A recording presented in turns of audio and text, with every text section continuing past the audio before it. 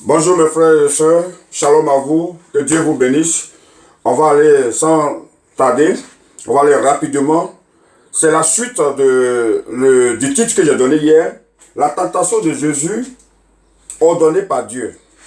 Eh bien, Dieu m'a révélé encore aujourd'hui, et donc c'est la continuité de la vidéo d'hier. Donc il m'a donné des versets que je vais vous donner, et vous allez voir que c'est Dieu lui-même qui a ordonné au Satan de tester Jésus. Parce que Jésus devait faire une mission. Et après la tentation, Jésus a commencé son ministère. Donc la tentation, c'est comme si c'était un test de passage. C'était une composition. C'était un devoir. C'était un examen. Donc la tentation de Jésus était comme un examen. Donc il fallait passer par là d'abord, maintenant, avant de commencer son ministère. Parce que Dieu voulait savoir que le Fils qui est né d'homme ne va pas le trahir, comme ce que Ève a fait dans le jardin d'Éden. Donc, Dieu voulait être sûr que Jésus ne va pas le trahir. Si lui, Dieu, il n'est pas en lui. Parce que Jésus est moitié homme et moitié esprit. Moitié Saint-Esprit. Et c'est cette moitié de Saint-Esprit que les gens disent que Jésus est Dieu. Mais j'oublie que il y a une autre moitié qui est homme. Donc, sans tarder, on va aller dans le livre de Matthieu. J'ai dit hier, par exemple, que l'esprit que j'ai lu hier était l'esprit diabolique. Non, ce n'est pas l'esprit diabolique. Dieu a rectifié ça. L'esprit qui est écrit ici, c'est l'esprit de Dieu lui-même. Comme va le démontrer les autres livres, les deux autres livres des premiers livres du Nouveau Testament. Alors Jésus, Matthieu 4, au verset 1, alors Jésus fut emmené par l'Esprit dans le désert pour être tenté par le diable. Donc, c'est l'Esprit qui a envoyé Jésus dans le désert. L'Esprit a enlevé Jésus entre ses siens pour l'envoyer dans le désert, pour être tenté par le diable. Parce que c'est Dieu lui-même qui a ordonné ça. C'est Dieu qui a enlevé Jésus. On va aller chez Marc tout à l'heure, vous allez voir que Marc va donner plus de clarification. Donc, c'est Dieu, Esprit, qui a emmené Jésus dans le désert pour être tenté par le diable. On va aller rapidement chez Marc et vous allez voir ce que Marc a dit. Marc a dit, après le baptême de Jésus, mais la même chose aussi avec Matthieu, après le baptême, mais Marc a été plus précis. Marc a dit, Marc 1, verset 10, au moment où il sortait de l'eau, il vit les cieux s'ouvrir et l'Esprit descendre sur lui comme une colombe. Une voix fit entendre des cieux ces paroles. Tu es mon fils. Dans Marc, Dieu a parlé directement à Jésus. Tu es mon fils. C'est pour dire qu'il veille sur lui depuis les cieux. Tu es mon fils bien-aimé. En toi, j'ai mis toute mon affection. Et au verset 12, aussitôt l'Esprit poussa Jésus dans le désert. L'Esprit, le Saint-Esprit, l'Esprit, Dieu, l'Esprit dans Matthieu, l'Esprit dans Marc, l'Esprit poussa Jésus dans le désert, où il passa 40 jours tenté par Satan. Et Marc dit, le témoignage de Marc dit, il était avec les bêtes sauvages et les anges le servaient. Les gens ont commencé à le servir après, lorsqu'il a passé le test de la tentation.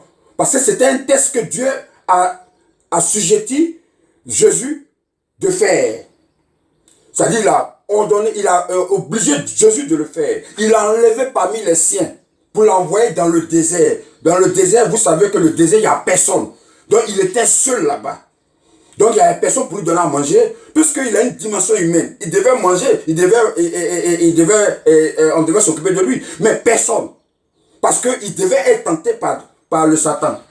Que Dieu lui-même a ordonné. Satan ne peut pas agir sans l'approbation. Comme je vous ai dit hier, l'approbation de Dieu. Donc, c'est Dieu qui a donné son accord. Il a dit, bon, vas-y.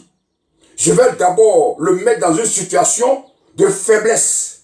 Donc, quand il sera dans la situation de faiblesse, maintenant tu vas le tenter. Donc, Marc dit, il passa 40 jours tenté par Satan. Après les 40 jours, il était tenté par le Satan. Il était avec les bêtes sauvages. Les bêtes ne pouvaient pas le nourrir. Et Dieu savait que les bêtes ne pouvaient pas lui faire quelque chose parce que lui, Dieu, il était en train de veiller sur son propre fils.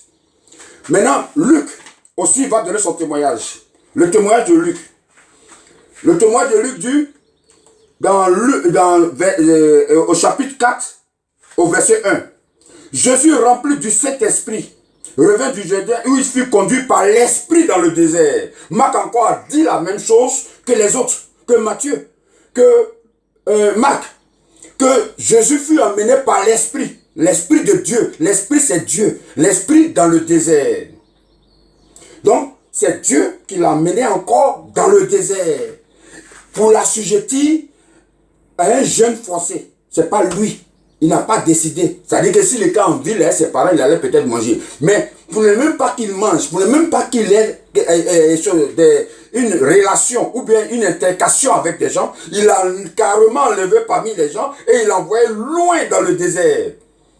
Même jusqu'à présent, le désert, vous le savez, il n'y a pas d'eau, il n'y a rien dans le désert. Même jusqu'à présent, en Libye, dans les autres pays ou désertiques, il n'y a même pas d'eau, il n'y a même pas de nourriture. Donc là, Dieu l'a envoyé. Dieu l'a envoyé là-bas et il a obligé à rester avec les animaux sans manger.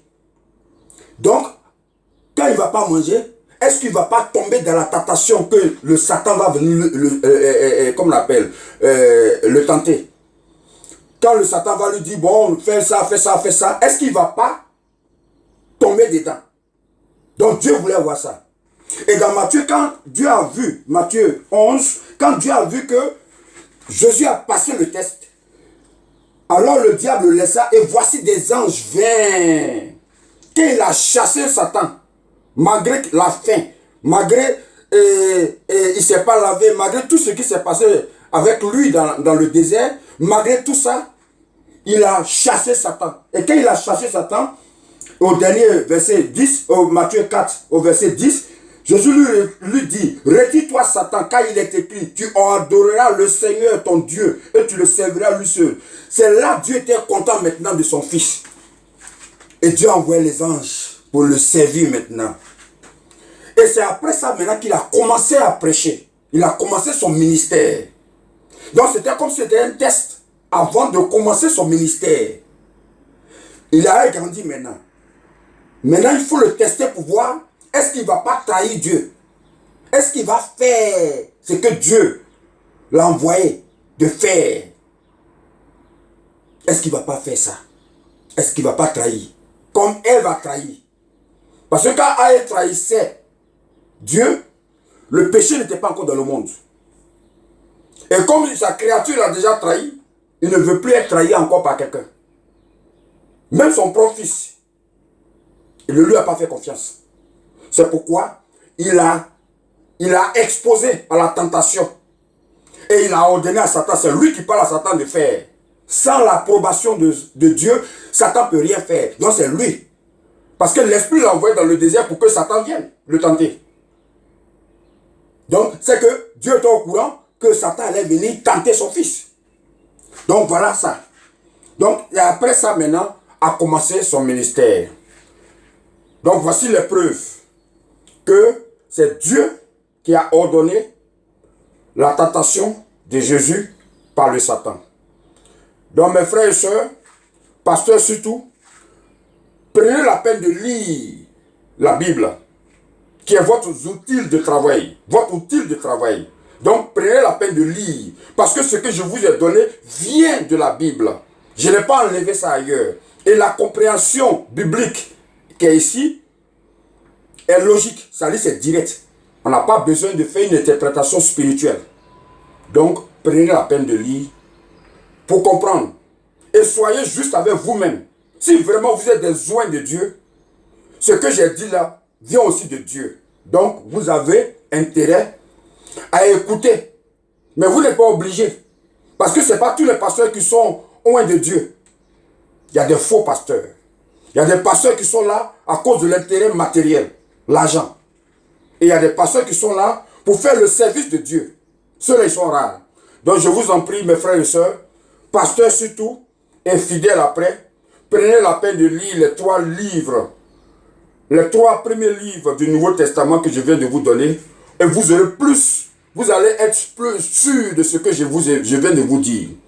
Que la tentation de Jésus a été ordonnée par Dieu. C'est Dieu qui a donné son accord pour que Jésus soit tenté. Et là, c'est une preuve pour vous dire que Jésus n'est pas le grand Dieu des cieux. Il y a un Dieu qui le suivait. La preuve en est, quand il a fini d'être béni, il y a une colombe qui est descendue pour dire que c'est son fils. Et elle a une voix qui est retentie du ciel. Dans, comment on appelle, dans Matthieu, Matthieu dit que il y a une voix fit entendre. Celui-ci est mon fils. Mais par contre, dans Marc dit, non, dans Marc dit que tu es mon fils. Dieu lui a indexé directement pour lui dire, tu es mon fils bien-aimé. En toi, j'ai mis toute mon affection. Donc vous voyez que les 3 témoins de la vie de Jésus, voilà ce qu'ils ont dit de Jésus. Donc, je vous remercie, mes frères et sœurs, pasteurs, je vous remercie les fidèles, soyez bénis.